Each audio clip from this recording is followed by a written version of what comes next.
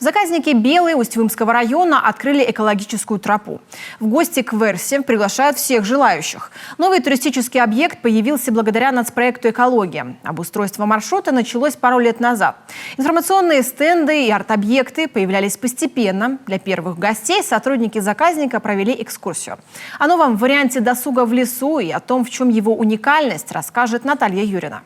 Гулять по лесу, собирать грибы теперь можно с пользой. В заказнике Белой открылась экологическая тропа в гостях у Версы. Протяженность маршрута составляет 3,5 километра.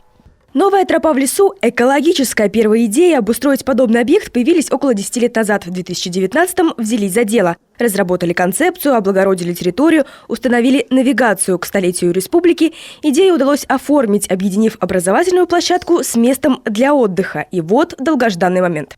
Раз, два, три. Ура!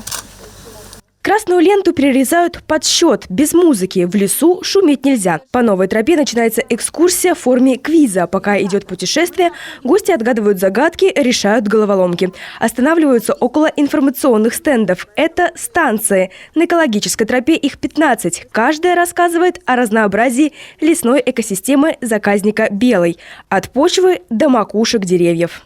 На самом стенде есть очень много информации о том, какой это конгломерат. Это город целый, там есть царица, там есть рабочие муравьи.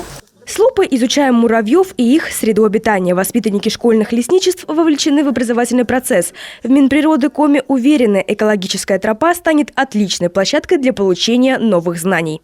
Мы активно проводим работу в рамках экологического просвещения. Соответственно, конечно, первыми посетителями сейчас после открытия этой тропы это будут наши школьные лесничества без близлежащих районов, которых мы сюда обязательно привезем, покажем все, расскажем.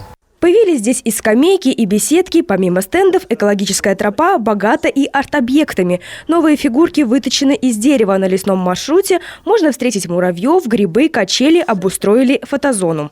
Не успела экологическая тропа открыться, а она уже обросла легендами. Например, если хочешь собрать большой урожай грибов, необходимо потереть шляпку этого арт-объекта. Посетить новый туристический объект в заказнике Белой может любой желающий. Пускают всех, но только по электронному пропуску. В гостях у Версы это вторая обустроенная экологическая тропа в Коми. Первая – Ордом в Ильгарте. Следующие 3 откроют на базе природного заказника Параськины озера.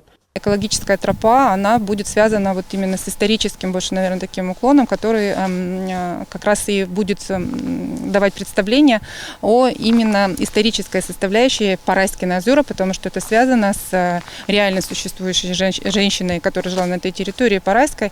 Ну и, конечно, что мы от компоненты экологической тоже там не уходим.